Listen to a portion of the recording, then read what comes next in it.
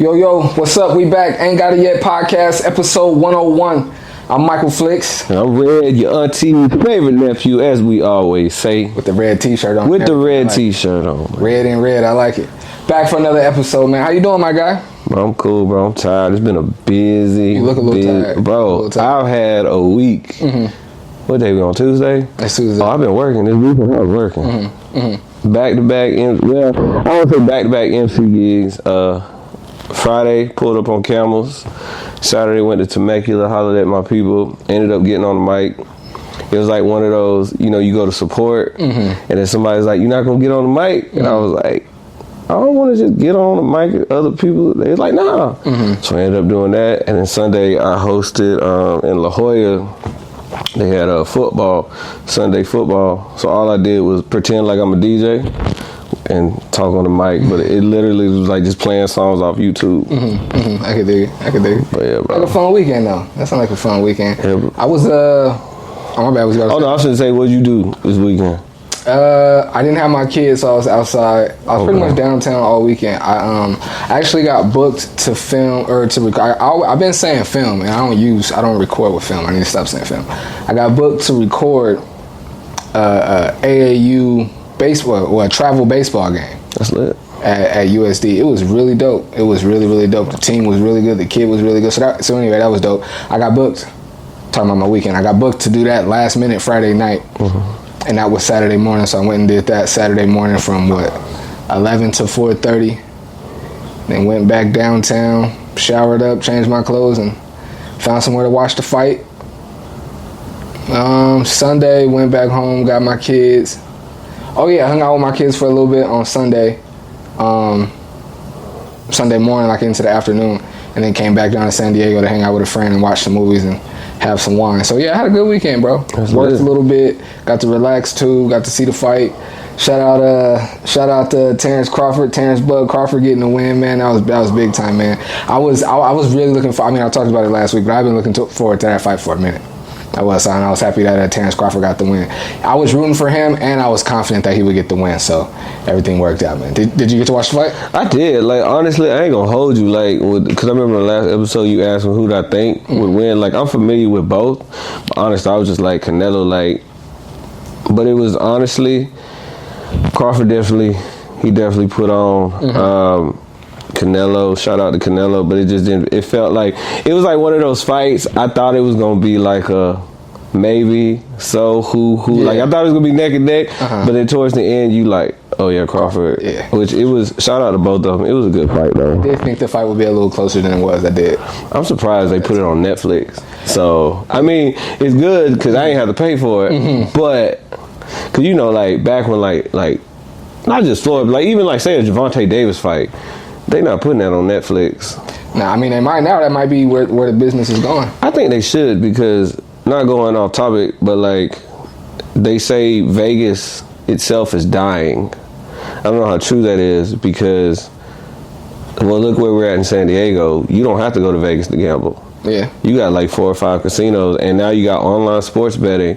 So really, you don't really have to go to Vegas for the experience anymore. So I mean, if they do move those type fights to Netflix, I think that would be more beneficial to a lot more people. They say, I just read something today that while we're talking about Netflix, that Netflix is getting into podcasting. They starting like a podcast division and like hiring people to bring a lot. My assumption is that they're going to be bringing a lot of like the bigger video podcasts over to Netflix, and probably not just the bigger ones, but as well probably some smaller ones as well. Well, we need to get over there. Oh, you feel me? I need that Netflix deal. I need shoot. Let me see. Let me read it exactly. You keep talking. Let me see. I mean, I'm not surprised because if you look at it, where podcasting, where it started and where it is now, pretty much everybody podcasts. Like, if you look at a lot of athletes, they retire or they leave the sport and then they jump into podcasting. I think honestly, when I started noticing it more was with COVID. Yeah. Because, I mean, obviously, you sitting at home, we might as well sit and talk. That was when I got this studio. Oh, I was already podcasting, but like you said, because everything closed down, and I had already was telling myself like, yeah, I think I want to do broadcasting like in a real way. And then the pandemic hit, everything was shut down. And I was looking for somewhere to just keep my show going, and I found this place, and I've been here ever since. It's been about 5 years now. Yeah. Yep. So it says Netflix is quietly on the hunt for a podcast executive to kick off its video podcast push, setting its sights on YouTube's grip on the booming $2.4 billion podcast ad market. It says Netflix is planning a big move into video podcasting, hiring a leader to spearhead the effort to go head-to-head, pretty much the same thing I just said, head-to-head with YouTube's podcast empire. With more than half of podcast listeners now tuning in visually, Netflix sees an opening to pair its streaming power with the connection and flexibility of talk formats. This signals a clear step beyond movies and series as the company leans into creator-led content and fresh ad opportunities. So basically, it's just a money grab. Yeah. Netflix is just trying to get the more money. That's basically what it sounds like. Just the fact that they threw YouTube in there, it's like, this is a money grab. Exactly. Literally, the next paragraph says, podcast advertising is climbing 26% per year, 26% year over year, and Netflix wants in. So expect a mix of licensed hit, exactly what and I hadn't even read this yet. But exactly what I was just saying about the small ones and the big ones is what they're speaking to now. Expect a mix of licensed hits similar to its deal for YouTube's Miss Rachel and brand new originals, possibly housed under its licensing arm. For creators, it's another platform to expand reach and revenue. For audiences, it could mean watching their favorite podcast directly on Netflix, right alongside binge-worthy shows, making YouTube face real competition. But you know, the only problem, well, I say that like we got $1 million YouTube podcast thing, but what I see with that going to Netflix, I see that it's lucrative, but I feel like there's going to be a lot of stipulations on what you can say and what you can't say. And that's... Do you think so? I feel like... Well, look at like... I think it's like one of those push or pulls. Like if you look back and look at not just podcasts, let's just take entertainment. Look at where some of these guys started. They started off small, saying what they could say, nobody cared, and then once they started climbing up the ladder and getting these sponsorships and getting all these deals, now they got a censor, and then when they go too far, they pull the censor, they pull the sponsor. Like, I'm not saying I wouldn't do it, but I also look at it like as if they go that route, you gotta just think, are you gonna get censored?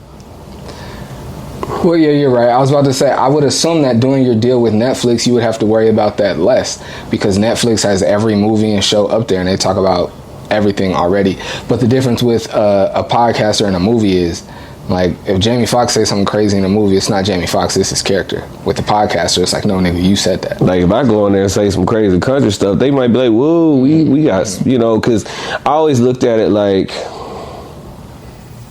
look at, like, athletes and rappers, you know, they got all these sponsorship deals, and then they go give their opinion on, say, a serious topic, and it might not be in the form of like hate, but if it doesn't align, or say they get a lot of backlash, whatever big company is like, oh no, we don't represent that, boom, out of there. That's their opinion, but now, because you know how society is, oh, you let him or her say what they want to say, so that's how you feel, and then X'd out. So, I don't know. Feel like, you know, get it. But, you know, I guess in any platform or anything you do in this entertainment industry, you really got to think about that as you climb up the ladder. Yeah, and I mean for good reason, but I also think that kind of stuff is getting a little out of hand at this point. Like everybody and every company and it's just so sensitive these days. It's like you can't even just be funny. You can't even just give an opinion. Like you and I'm even guilty of it, even on this show, because of the times that we live in. And I think it's crazy that I feel like this.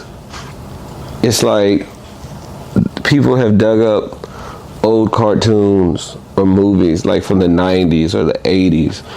And some of those characters or those people, they're actors, they're dead. But you're mad. So what, you gonna be mad at a dead person?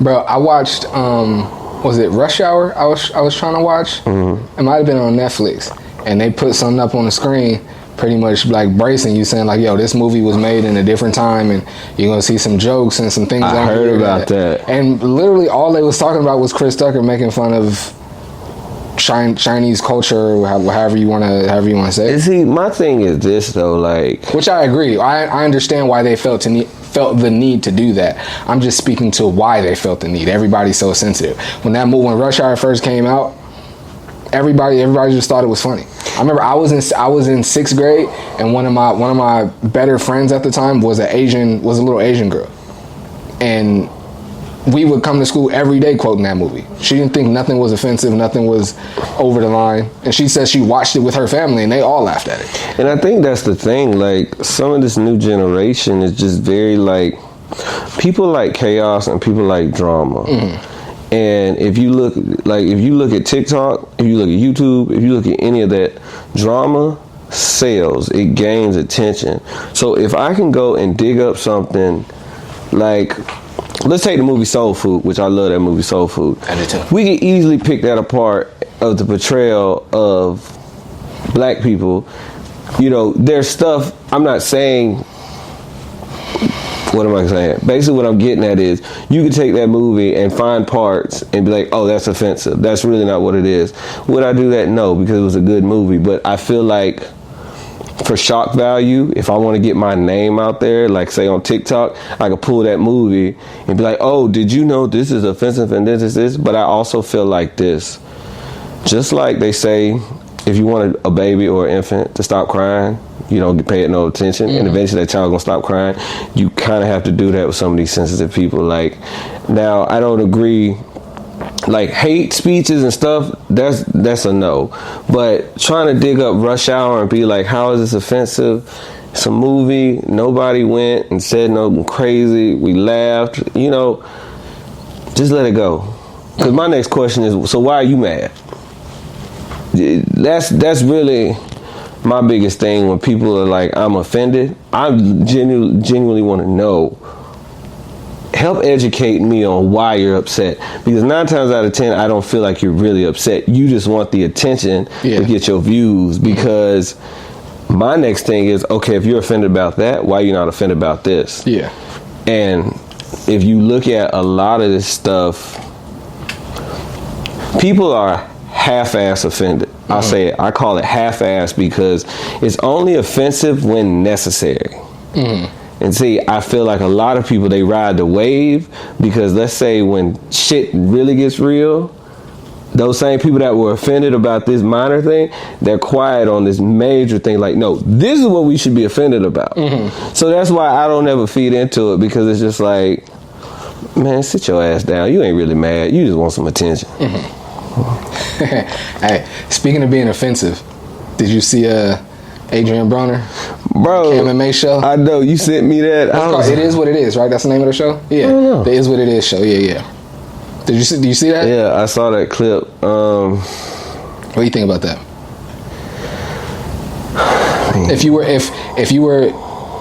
If we had a guest, we're gonna have a female co-host on this show eventually. If we had somebody on here that was behaving that way, would you have been like, Flicks, we gotta get this nigga out of here?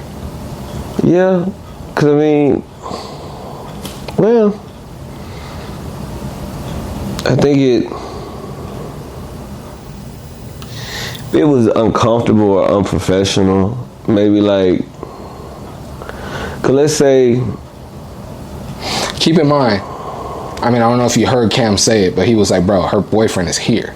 Oh, I didn't hear that part. Yeah, he was like, bro, I told you that her boyfriend is in the room. Like, even above all of that. So what we're talking about is Adrien Browner, former boxer. Can we call him a former boxer? I say former because I don't remember the last time he fought. Right, Adrien Browner, former boxer, used to be nice too. He used to be nice with hands.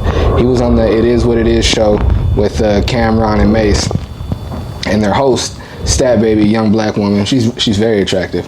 Adrien Browner was just over and over saying how, like, man, I didn't know you was that pretty in person. Like, you got to stop smiling. You got me going crazy over here. Like, and Cam let one or two of them go, and was like, hey, bro, like bro, you got to chill. Like, her boyfriend in here. See, now something like that, then. And then he was like, oh, okay, my bad. And then a few more minutes go by, and And then he picked it up again, like, oh, you got to stop smiling. You so cute. I didn't know you was that fine in person. And then Cam was like, all right, bro, we got to ask you to go. And then grabbed his bag and took out some money. I was like, I want to pay you for your time now. But yeah, bro, like, you can't violate, bro. I already told you one time. It was like, if you want to kick it later, if you want to wait for us when we get done, that's cool. But as far as you being in here right now, you got to go, bro. Okay, now, like that, then absolutely, because it's like, why are you doing that? Because, like you said, you gave the warning. It's like, okay, she got to do, and obviously she didn't seem like she was really, you know. So then, yeah, like, but now say if it was just like two, like this co-host and this host, they was like too single, and they was like, okay, but now if they was being like too extreme, it'd be like, all right, chill out. But like, something like that, yeah, because that's just OD. Yeah, I think it was definitely OD. And to answer the question that I asked you, we had a female co-host and we had a male guest in here that was flirting with her, and we told him to cool out, and he kept it going. I would absolutely ask him to leave. Yeah, because 100% without hesitation. Dang, I forgot what I was about to say with that. That's what I was gonna say. She didn't even seem like she was like really like offended or uncomfortable. Maybe, I'm sure, obviously Cam knows her better than anybody watching. He works with her every day, so maybe he felt some of that. But just as a viewer, she didn't seem like she was uncomfortable, or she didn't seem like she took any offense to it. But to me, that's not the point. Like, you just don't do that. That's another thing I was gonna say. If he would have just said it the one time, like, just like, dang, like, even on camera, I think it's a bit much, but just the one time, like, dang, I didn't know you was that fine in person, girl. Like, you got a really pretty smile. You said it. Like, you flirted with her. You told her you think she looked good. You said it. Like, if you want to shoot your shot when the cameras ain't rolling later on, then that's on you. But as far as like on camera, like, you did it already. You did it. You said what you needed to say. And then you say it again, and now Cam check you for you to then do it again. Like, yeah, you gotta go, bro. And Cam better than me. I'm not sure I would have paid him. Yeah, because that kind of goes no boundaries. Especially if I told you, and then you still gone. It's like, now you don't respect. You don't respect her, but now you don't respect my brand. You don't respect nothing. I got my people in here. Her dude right there. I done told you. And then what does the young lady think of me if I allow this to happen? And then if I want to interject my ego, how do I now look to my viewing audience and to all of my future guests if I told you to stop doing something and you just ignored it and kept doing what you wanted to do? Yeah, I gotta ask you to leave, bro. I gotta ask you to leave. Yeah, that low key look like you got like, kind of like you got walked on your own show. Yeah, I couldn't. No, that's wild. I couldn't imagine. I know how that feels. Feel like you're getting walked on your own show. I know how that feels a little bit. But then it's just crazy too, because there's some people out there that will try you, and I think that's crazy. Like, it's some stuff is just very unnecessary, but some people will try to test the waters. I always wonder when people do like just like idiotic and just foolish things like that. Like, how do you feel waking up the next morning? Like, when you have to deal with the, like, when consequences come of it, because you could make a sucker move and just get away with it and nothing really happened. And if you a sucker, then you're not gonna you sleep just fine at night if you a sucker. But like, if you make a sucker move or you violate in some way and you get pressed and you get checked, like, how do you feel waking up the next day? Like, see, and that's why my thing with well, I'm not saying he was drinking, but that kind of ties into it. Like, when people who get drunk and they try to make excuses for their ignorance, I hate that. Like, should have said that was one of my pet peeves, because it's like, so basically what you're telling me is, you know, when you drink a certain liquor, you get very ignorant. You're aware of this. You still drink the liquor, you get ignorant, and now I'm supposed to just look past this. One time, cool, but you keep doing it, now you just don't care. That's exactly. And that's the thing that I don't like with people. Like, that's why I say I have a zero tolerance for people who can't handle their liquor. Like, if you can't handle it and you know you can't handle it, you shouldn't even be drinking. And I tell folks all the time, if you can't handle your liquor, don't come around me. Don't even like, if like, I got family and there's friends I'll cut off. because they can't handle their liquor, because I feel like it's an excuse. Like, if you know you ignorant or get ignorant and you still continue to do what you're doing, you don't care about me, you don't care about you, you don't care about the people around you, and it's like, I just... You're liable to do anything at that point, because you ain't even in control. Especially knowing you have a problem and not... Yeah. I'm kind of jumping, but that was part of what I was like. So, Friday, I was at Camel's, emceeing with my dog, B. Jones. Shout out B. Jones. And one of these old heads was in there, and he was on that liquor. But the crazy thing was, I don't know how much he had drunk, but like, it got to the point where he took his shirt off. He was bouncing a cue ball on the ground, just being real aggressive with everybody. And it's like, bro, come on, bro. How old was this dude?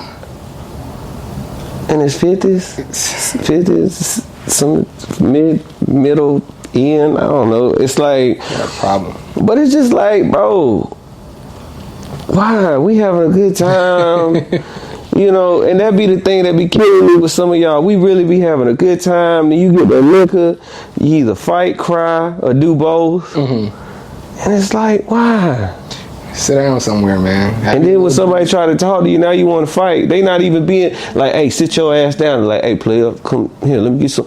And then all this stuff get thrown. Now you want to fight. Now they get mad. Now they want to fight. And then security get involved, and it's just like, I mean, it didn't go that far, but I'm just saying, like, it's crazy how people can get. You know what's interesting about you saying that, bro? After just, and nothing happened, but just after Saturday night being outside to watch the fight, and I stayed out after the fight, did a little dancing, but I was just like, yeah, I think I'm done going out, bro. And a lot of the time, I'm out because I'm working, so I got friends everywhere. I'll just hang out with somebody. I'm like, I don't even really want to work downtown no more. That's fair. Live music events like Soul Sunday, most of the block parties, that's cool. But I mean, like, being like inside a club and that energy and that environment, I'm so over it, bro. And I have been for a long time. And my excuse has been like, oh, well, I'm working since I'm already here. But I don't even want to work there no more, bro. I don't. See, me, I don't go out unless it is for work or like Friday, my boy Cali, it was his birthday at Blue Cabana, so I pulled up on him. If it's something significant like that, or say like I'm just gonna go support a friend, you know, DJing or whatever, but like, I don't go outside. Like, I haven't been to a club, like a regular club, like no event, like no entertainment group type event. I can't even tell you when the last time I've been in a club, just to be in a club. Yeah, I'm about to be tucked away, bro. I mean, like, it's kind of what I say, like, it's kind of like I post on my Red page, I'm like booked and busy and out the way. Like, I'm really like, if I ain't working, I ain't going. Feel it. Cause I'm really about to be one of them people, bro. I'm gonna still be posting, because like part of like Instagram is a part of my job. So you'll still see podcast content and the live music events that I'm working at, and of course basketball and sports content. But I think that's okay, because I'm gonna be off the gram so much, and I'm gonna just pop out with a girlfriend, and everybody gonna be like, whoa. And that's the thing, like, too, I think as you get older, I don't even say as you get older, but I think, scratch that, I'm gonna say when you're in the entertainment world and whatever field, photography, MC, or just doing events, for me, that gets taxing. Just being outside to be outside. So like, and then when you go, it's like, why am I here? It's kind of like when you work, it's like, okay, so I used to be in the fast food industry. I used to wash dishes and all that other stuff. On my off days, I wasn't going to that restaurant to eat. I was like, I'm staying as far away as I can. And I think it's kind of like with the entertainment stuff, like, for me at least, and I could say, sounds like you as well, like, it makes sense. I'm not gonna go hang out where I work. Now, don't get me wrong. There's like like Hickeys and Dry Humps, for example. I've never actually worked with them, but I pop out to one of their events because I like the energy and the vibe. But like, I'm probably not gonna go to like I don't even know what clubs are popping anymore. Cause see, it's interesting because I've always kind of looked at it like the exact opposite. I got into like all the places that I record and take pictures and get content are all places that I would have been even if I wasn't working. I was already always at the basketball games. Before I ever got booked to work at Soul Sunday, I was already at Soul Sunday for a couple of years. See, and the same with the block parties and stuff. And so I can't say like I don't want to go and hang out where I work at, because I started working at these places because I already enjoyed them. So it wouldn't really feel like work. But just now I'm saying, and those places I do still enjoy. I'm just saying I don't want to work in any more nightclubs. I don't. I'm trying to think like, well, I put up to a few high def events and not worked those, but like, I think too though with me though, just how all the stuff I be having going on, like I'm just like, I'm also, I think I'm actually skipping or jumping into one of the topics. Let's get it. About the OTROVERT, how you say it? OTROVERT. OTROVERT. Let me read it. OTROVERT. OTROVERT or OTROVERT, one of the two. Let's type it in Google and have them say it for us. Let's do that. Probably ain't even a word yet. Who knows? You know, folks just be making stuff up on the fly.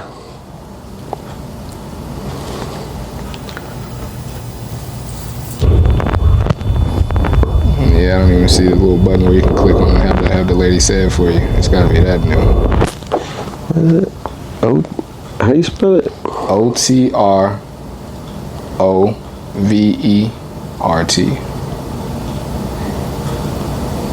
Let's see this little video here. Let's see how this dude says it. Being an introvert doesn't mean OTROVERT. It's strange.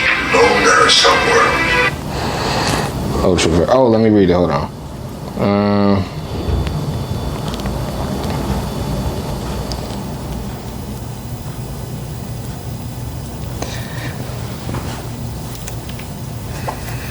Says psychiatrists. No.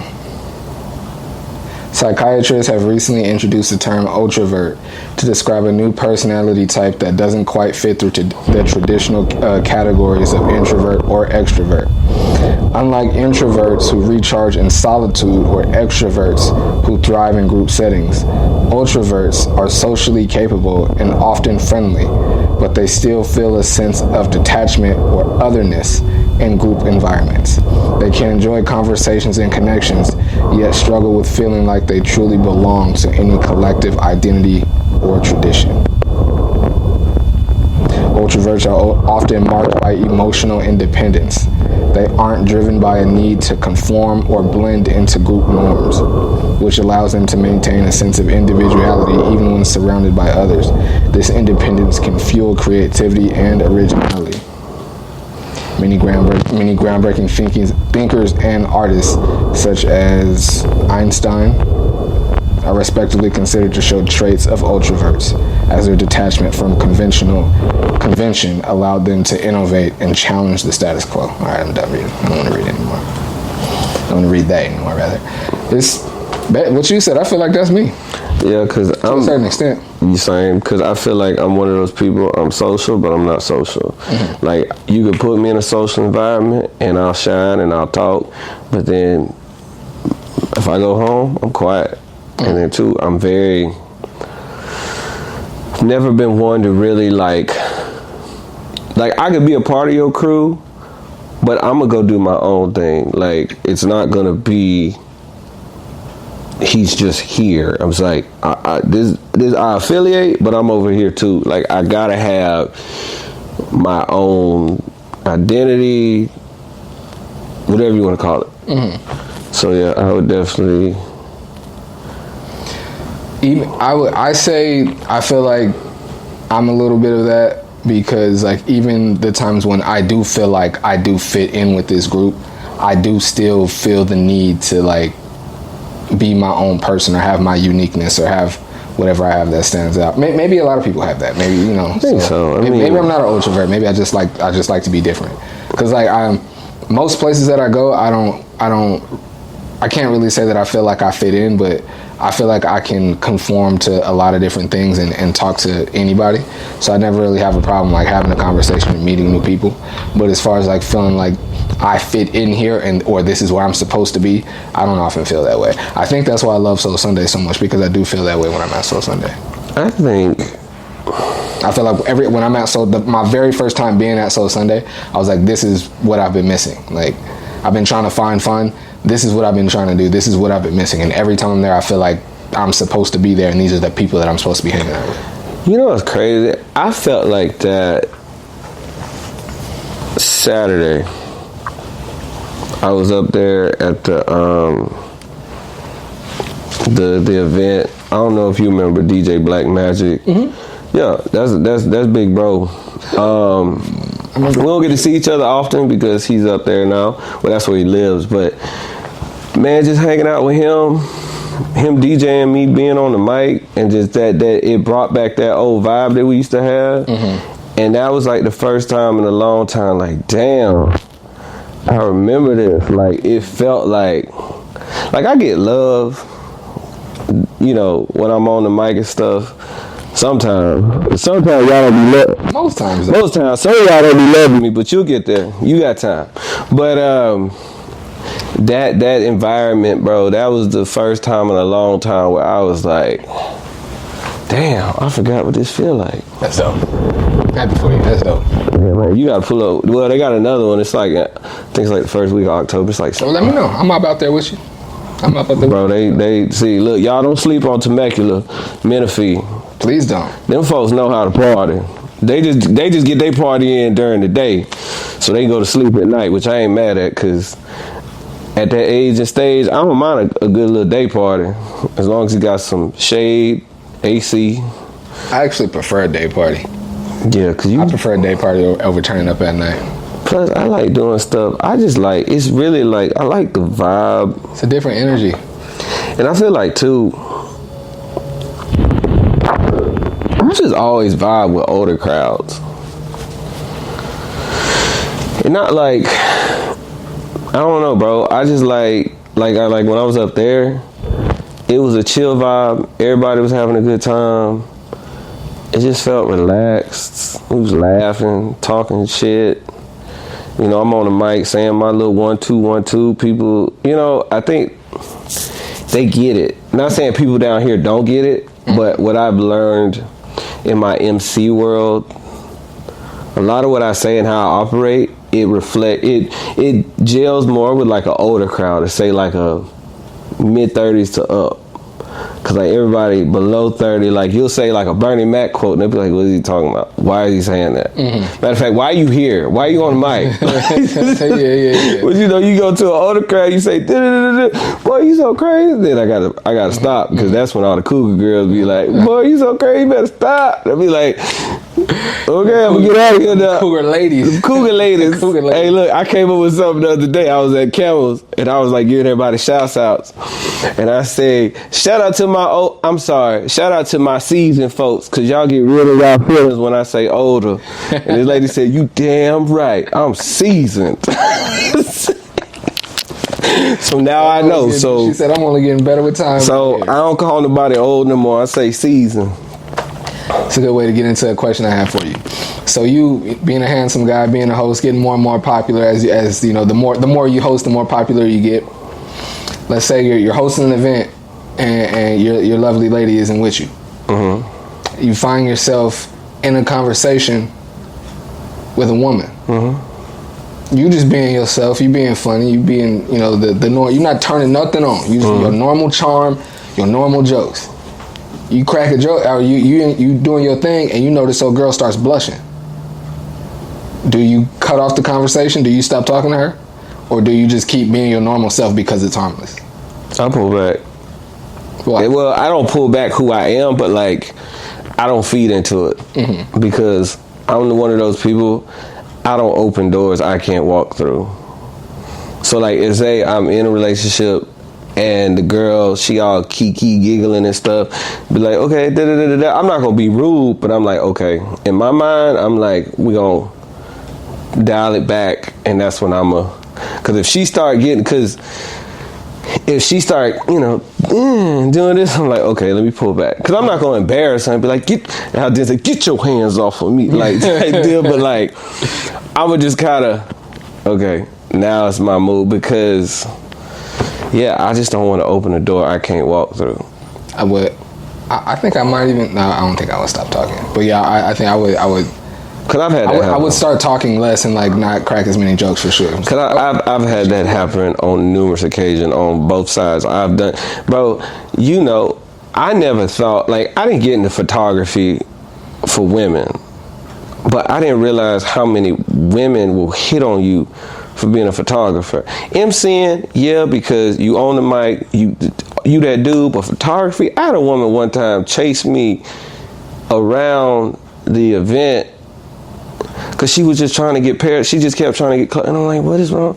Like, it's different, ain't it? It is, because at first, I know for me, I'm sorry to cut you off. I know for me at first it was like they just doing this because they want their pictures. Like, they want, you know what I'm saying? They just want, they want their picture, and they probably want it for free or a discount or something.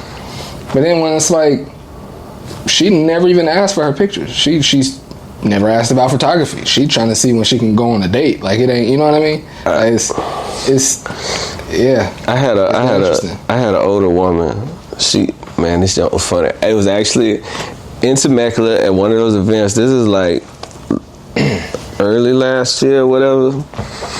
And it was the first event that I did taking pictures where they had one of those, you know, the people that take them janky ass pictures and they go print them in the back and they sell them to you for like $40. Yeah. So I wasn't used to that at this event. So lighting be bad, edits be horrible, and y'all keep paying for them. Y'all keep playing your damn self. But anyway, you could take your own photo with your phone, have your homegirl do it, edit it up yourself. Bro, did you see my rant on my Instagram rant? I was talking about. No, I didn't. You guys stay with her. Bro, but no. So anyway, I get there, and I'm saying all that because the guy who was doing the pictures, I didn't know that's what he was doing, because I got booked from my friend who booked me, but then he was there with the venue.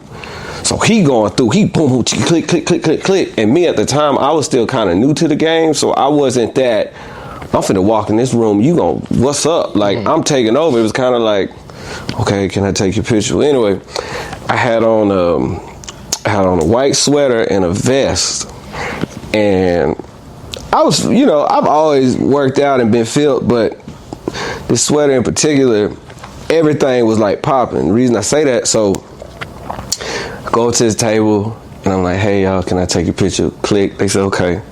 Nothing. I take the vest off, but I got the sweater on. So I go back to the table. She say, oh, you want to take my picture? Take my picture real quick. So I take the picture.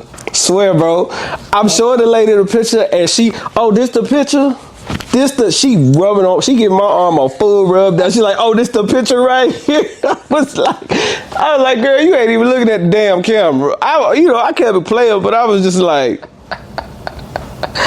oh, but it was crazy, because she like, oh, this the picture? Where's your girl at?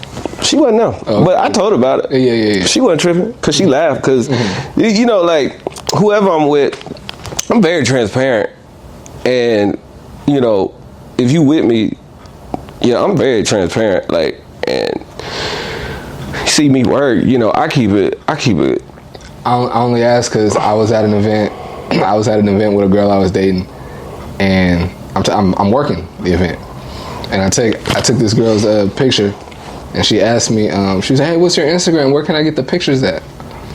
And so, like, my camera, like, I put my camera right here, and I got my phone out, and I'm like opening up my Instagram, and it's out my peripheral. I see the girl that I was dating just kind of like walk up and like make herself known. Like, she didn't say nothing, but she kind of like stood up and was like, I'm not sure what you do. I don't think that's what you're doing, but if that's what you're doing, like, my nigga, I'm right here and I can see everything. So I was just wondering, like, you know what I mean? When a girl got the feeling on me, if your girl was sitting there like, yes, I see all of this, right? No, they've seen it. She's seen it, but it's like, too, I always say this, even if the roles are reversed, it's not what they do, it's what you do. Yeah. And it's like, I get it. Like, if I'm with a girl, let's say I go to the bathroom, or say we somewhere and she got to walk across the room to get to somewhere, and a dude approach her. I've been that dude where I've approached a woman and I don't know that she's married or in a relationship. I just see she by herself and she's politely said, I got somebody. My bad. No harm, no foul. So that can happen. But I've also seen where dudes will try to shoot their shot and I'm like, okay, what you about to do? You know, do you entertain it or do you keep it pushing? Like, and I've never been like the jealous type. Like, the only time I could say I don't want to say heated, but the one time I really got agitated with somebody, we was at this event, we was getting ready to leave, we was at Cielo, and we was coming down the stairs, and it was a dude up top with his boys, and he had made a comment to her like, you know, enjoy your night, miss, or boo, boo, boo, boo, boo. I don't care. And then he said, yeah, bro, you better keep her close, you know, blah, blah, blah, blah, blah. And I don't remember what I said, but the switch went off. Because I'm like, that was very unnecessary. And the fact that you got your boys with you, what you think I'm not going to say something because it's 4-5 of y'all upstairs? Because I can't even remember what I said, but he was like, no, bro, I'm like, I ain't going to say what I said on camera. It was a lot of bleep, bleep, bleepity bleeps. But it was just like one of those, it was very unnecessary. And I feel like you was trying to flex. For sure. Because like, dudes could tell a woman, I know she fine. Like if a dude's like, your woman fine, I know that. I ain't gonna be with no ugg bug. I'm like, shit, you see me with some shit, that's me. But I think it goes back to, it's a level of respect. Mm-hmm. So like, but I guess to go back to the question of like, just being comfortable like in the entertainment and stuff, like, she know it's business and she know like I'm not really in it to, I ain't gonna play in her face.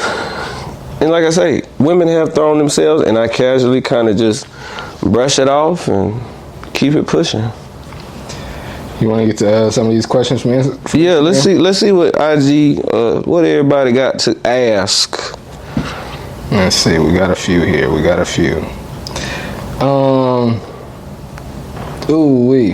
I'm gonna say his name now. And before I put the episode out, I ask him if he minds his name being in there, and if he minds, I'll just bleep it. My guy Dre Rushmore. He asked, "Is it cheating if your girl ain't give you none over a certain amount of time?" So you saying if your girl ain't give you in a certain amount, you go get something? Is it cheating? Yeah. Yeah, it's still cheating. It's still cheating. It's still cheating, bro. But I honestly feel like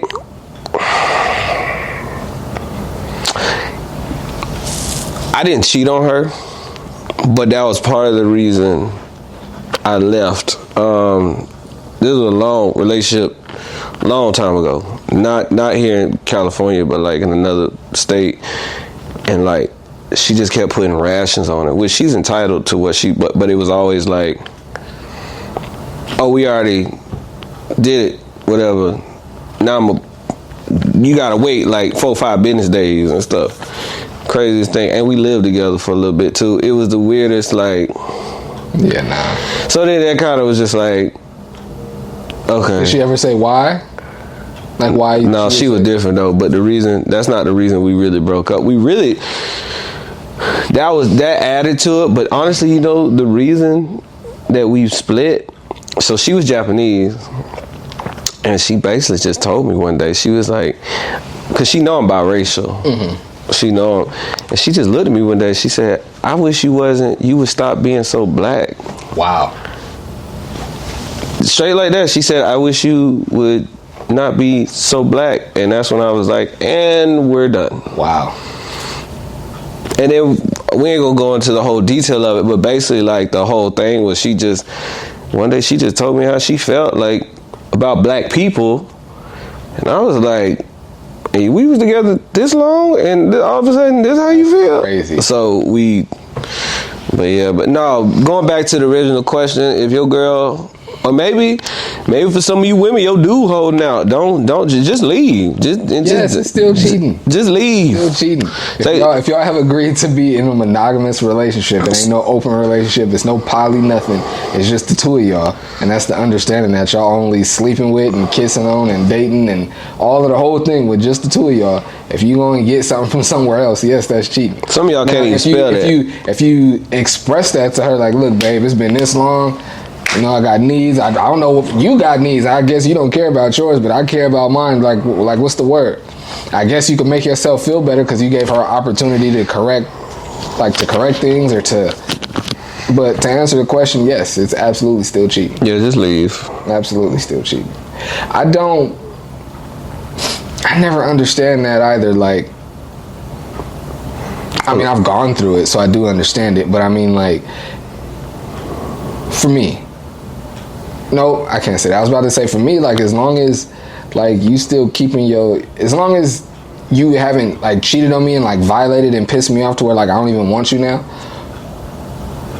and you keeping your body close to what it was when we met, like, I'ma still want you. So I don't ever understand when people just, like, not having sex. I don't get it. I don't get it. I don't know. Like I say, sometimes, you know what I've learned? Sometimes, you know how, like, when you bite into a piece of gum and then over time the flavor wears out? Yeah. It's just like relationships. Sometimes the flavor wear out. God. You heard it live on Channel 5. I said it. Sometimes the relationship is like gum. You chew into it, it's all sweet, it's cool, and then the flavor wears out and you ready for another piece. Dang, that's... Some people don't like to hear it, but it is what it is. I'm not saying that's like with everybody. That making me think about the Nipsey Hussle quote. He was like, man, just go get you some money. He was like, you could wake up tomorrow and the love of your life can no longer love you, but $100 is still gonna be $100. Damn right. You still gonna, I mean... I couldn't imagine, like I said, I was married and it fizzled and we ended up not being in love after a while. I won't say it fizzled. We grew apart and grew out of love. But we didn't just wake up one day and wasn't in love no more. Like, so to just like... I think it just wears... Crazy. I mean, I don't think that's possible. I think the person that makes it... I don't think waking up and no longer being in love is possible. No. I think the person that is blindsided by, like, she told me she wasn't even in love no more. He told me he wasn't even in love no more, and I thought everything was fine.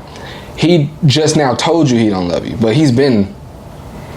I think the love faded a long time ago. I think that's told you about. Yeah, sometimes the signs are there, and then some people, they know and they just ignore them, and then some people, they don't see them, and then when it happens, they ride in the car like, damn, 6 months ago, he or she did say this, and this, and I was over here like, you so crazy. Whole time they tell you, I want to be free. I'm trying to leave your ass, and you still over there like, we good. Well, let's get to our next question. Tiana asks, male and female friendships, is it possible without sexual advances? Yeah. Absolutely. But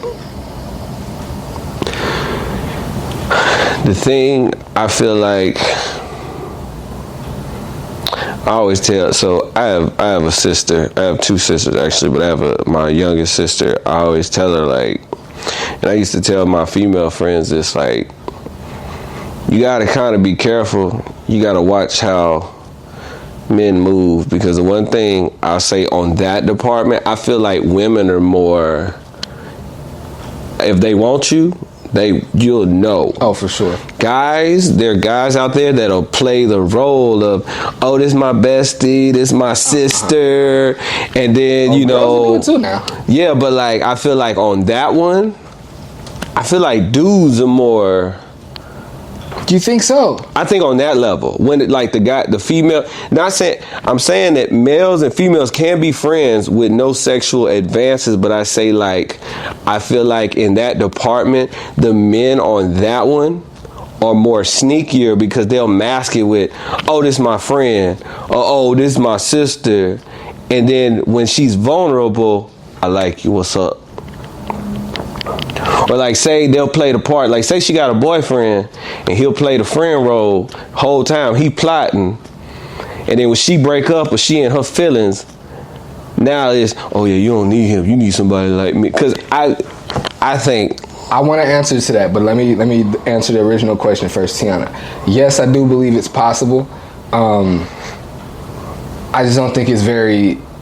Believe it or not, I just don't. I used to think it was very common. Now I don't think it's very common anymore. I will say though, I do think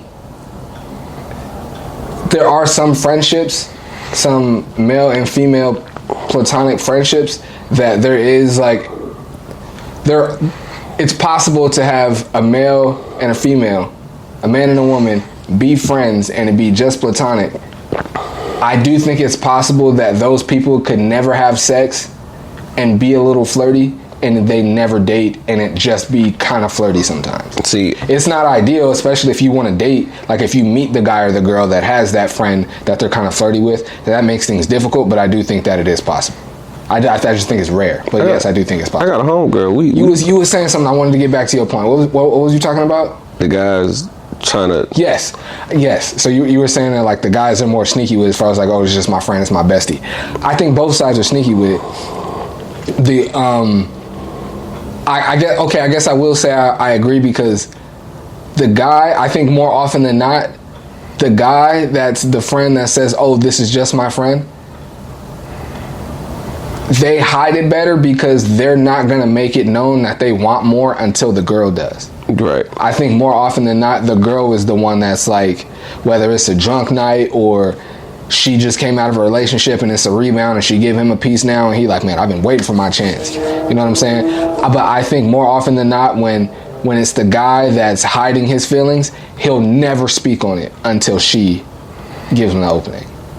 So I guess that does make the guy more sneaky with it, but I mean, but I think that also makes a guy more. None of it is respectful because you're not being honest. Mm-hmm. But I think that makes the guy more respectful though, because if I like the guy in that situation, his friend could get a boyfriend, and he'll just be a friend, hiding his feelings all along.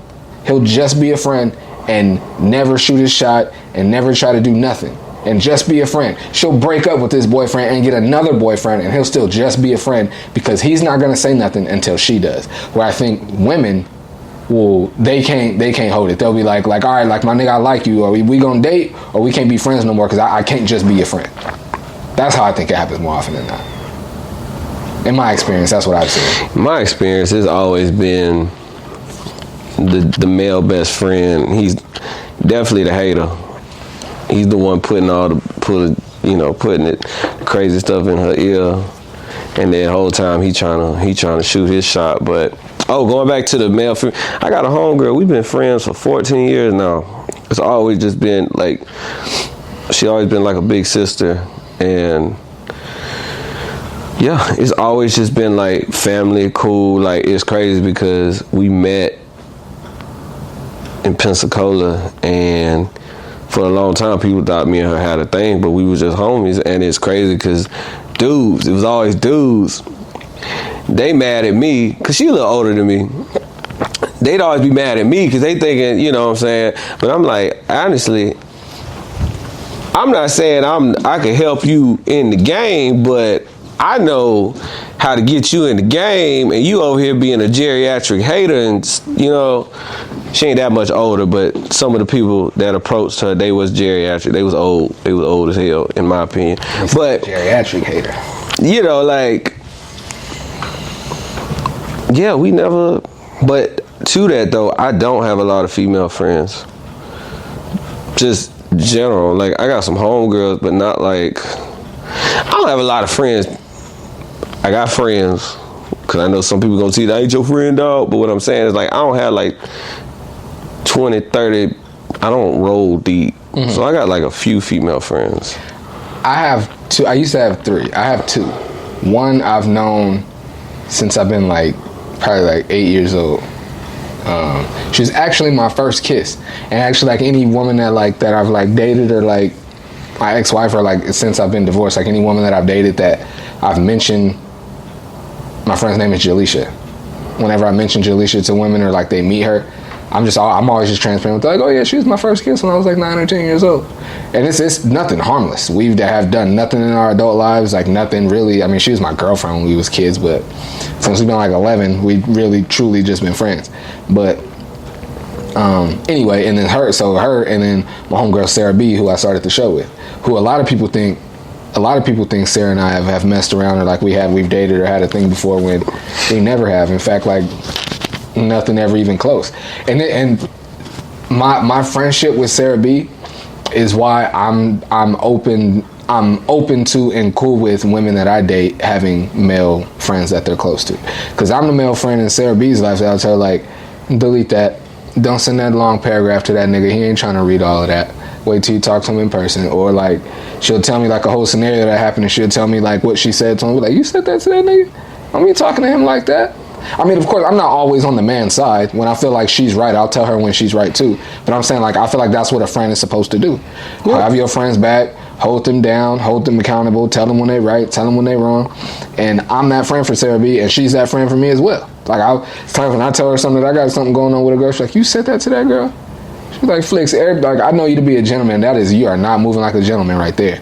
Like, and we hold each other account, like, and I feel like that's what it's supposed to be. Yeah. And because of that, that's why I'm open to a woman that I date potentially having a male best friend, because hopefully, ideally, he's like me, and your homegirl is like Sarah B. You know what I mean? So, no, I get it. That's dope. I love my friendship with Sarah B. I've never had a friend like her. Like, I've had some amazing friends in my life, but I say like a friend like her because that's so like raw and honest and dope and respectful with her feedback. But a woman though, that like, I guess a lot of times like you talk to your homies about something, and even if they don't like rock with you and your thinking in the situation, more often than not you feel like you probably know what your homie's gonna think and say in the situation. And even your homegirls too, if you know them well enough. But it's just good enough, it's just dope to be able to get both perspectives of it. It really, really is. I've never had a friend like Sarah B before. She's dope. Shout out to you, Sarah B. Love you, girl. My one homegirl, yeah, like I said, now I have, there's girls that we messed around years ago. Mm-hmm. I mean, we cool. We don't kick it, but we cool.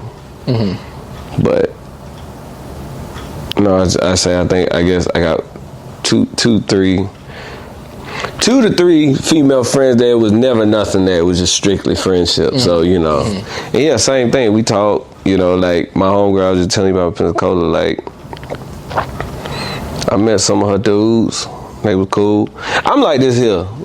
Don't be weird with me, and I won't be weird with you. Facts. So like, if I like anybody, like if you dating my homegirl, and if I approach you with love, like what's up, my G, boom, boom, boom, but you acting weird, I'm about to get weird with your ass. You know what I mean? Like it's like read the room, cause I don't know. My bad, bro. I didn't mean to cut you off. No, I thought you was going. I think we can end it with this question right here. Let's go.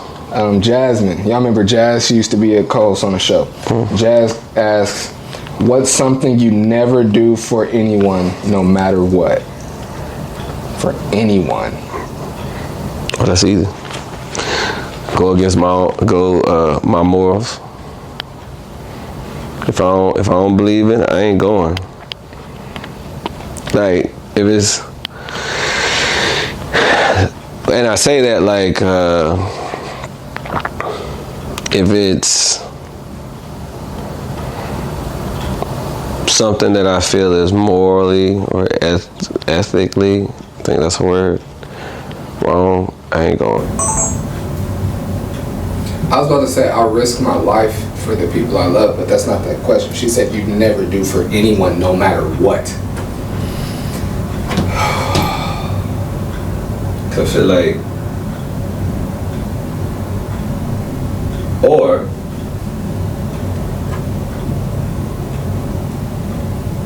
damn, that was a good one.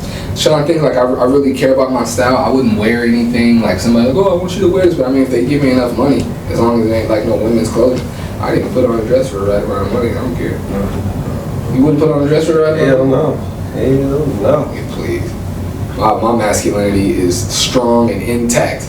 And they tell me they got the right amount of money for me to go outside with a dress on, I will do it. And don't let Hollywood hear that. They don't call. I don't No, get all into that. Like, man, no, never do for anyone, no matter what. I don't know, Jazz. That's a good question. I think like too. I wouldn't shave my beard. That's fair. I wouldn't shave my beard. It's a price. It's a price on that.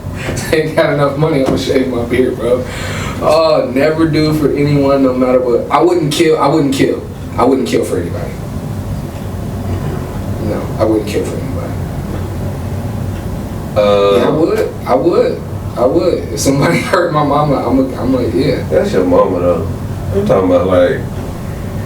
When I said I wouldn't kill for anyone, like that, there's nothing like you got a vendetta with somebody, you couldn't like pay me to do it, or like we don't like. That's what I meant. Like if you got a beef with somebody and you don't even tell me that you finna do that, I don't want no parts of that. So yeah, I wouldn't kill for anybody no matter what.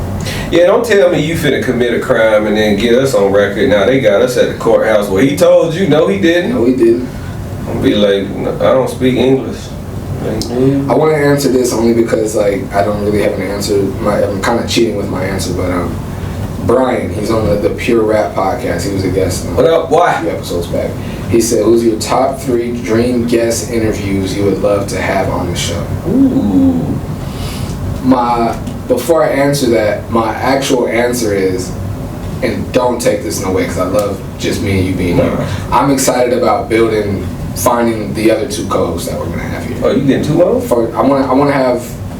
DJ's coming back. Right. And then I want to have a female co-host. Right. So, first and foremost, I'm excited about the main consistent co-host. Getting DJ back in December, finding whoever that woman is going to be, and us locking in and building our chemistry and us growing the show with the 4 of us. First and foremost, I'm looking forward to that. Once we do that, guests I'm looking forward to having, or dream guests, not that I'm looking forward to, dream guests.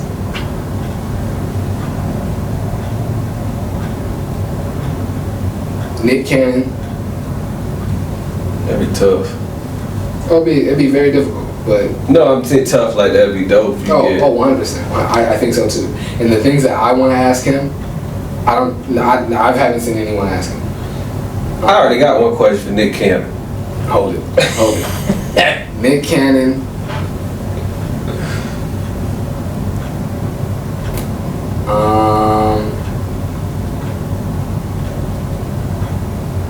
Jared Dudley.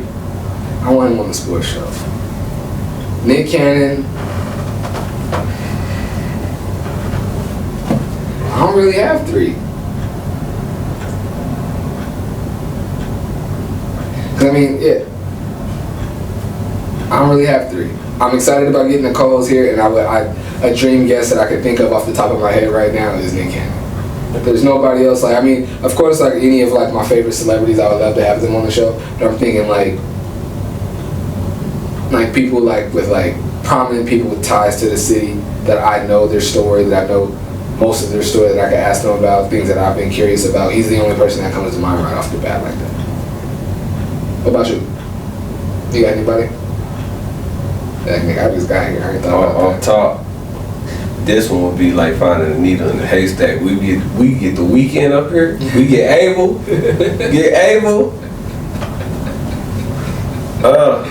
Get the weekend up here. You know what? Chris Brown. That'd be dope. I feel like he'd be. I feel like he already like real cool. I don't think he do a lot of interviews. He don't. He does them in his way. The last few interviews I've seen of him, people came to like Big Boy, $1 million worth of game. I think Sway. They all came to his house. You want to talk to me? Bring your equipment. Come to my house where I'm comfortable. Where I can smoke in here and not get in trouble. But can't nobody tell me what to do because I'm at my house. Smart. Yeah, I'm not mad at it. Especially with the way the industry has treated him. Like I got to do everything on my terms, everything. So yeah, I'm not mad at it. I think we did it, man. There's a few. Oh, you about to say something? No, I was gonna say too.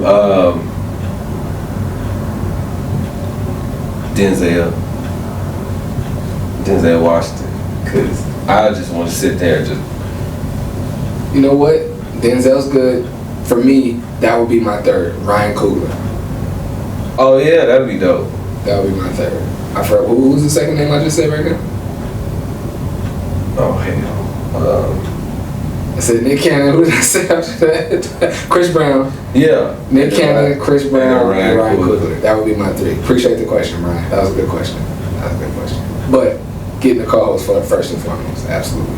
I'm looking forward to it. As far as the female co-host, I'm excited. You know, I would just hope, you know, when we do get a female co-host, like, chill.